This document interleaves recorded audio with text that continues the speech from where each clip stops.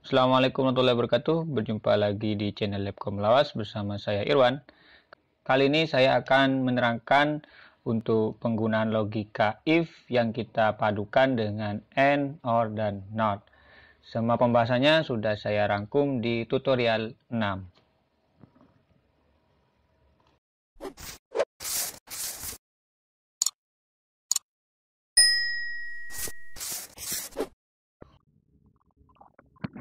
Seperti yang sudah saya terangkan di tutorial pertama dulu, fungsi and merupakan fungsi yang berfungsi untuk menentukan nilai benar atau salah dengan ketentuan seluruh dari kriterianya harus terpenuhi.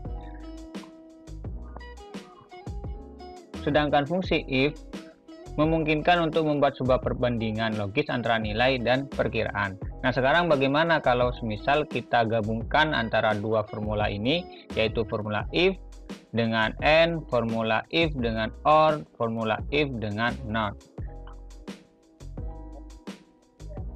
Oke, di sini saya punya contoh kasus di mana kita akan melakukan seleksi calon karyawan bagian pelatihan ya. Sini ada 10 pendaftar. Nah, dari seleksi yang akan kita lakukan, kita mulai dari seleksi berkas. Jadi kriterianya seperti ini. Untuk kurikulum vitae ada, ijazah sesuai, sertifikat ada, pengalaman mumpuni.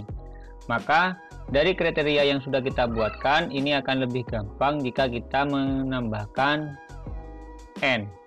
Jadi kita akan mengkolaborasikan antara if dan and. Sebenarnya kalau kita menggunakan if majemuk ini bisa. Jadi jika CV ada, dan jika ijazah sesuai, dan jika sertifikat ada, dan jika pengalaman mumpuni. Nah, itu kan teman-teman membuatnya agak lama. Jadi kita bisa menggunakan fungsi if kita kolaborasikan dengan and. Jadi kalau kita rumuskan seperti ini. Jika and CV itu sama dengan ada dan ijazah sama dengan sesuai dan sertifikat sama dengan ada dan pengalaman sama dengan mumpuni. Nah, kita tutup N-nya dulu. Maka lulus, kita nyatakan lulus. Selain itu, kita nyatakan tidak lulus. Nah, seperti itu. Ya, jadi kita bisa menggunakan logika if dan and. Enter. Nah, dari yang sudah kita lakukan seleksi di sini, kenapa kok tidak lulus? Karena ada kriteria pengalaman yang tidak mumpuni.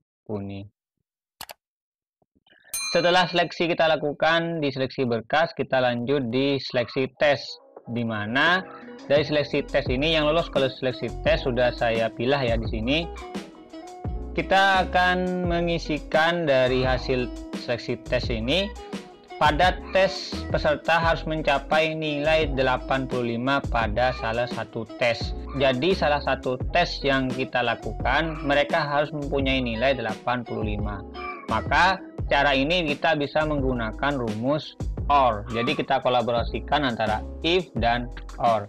Jika or dasar komputer itu lebih dari atau sama dengan 85 atau psikotes itu lebih dari atau sama dengan 85 atau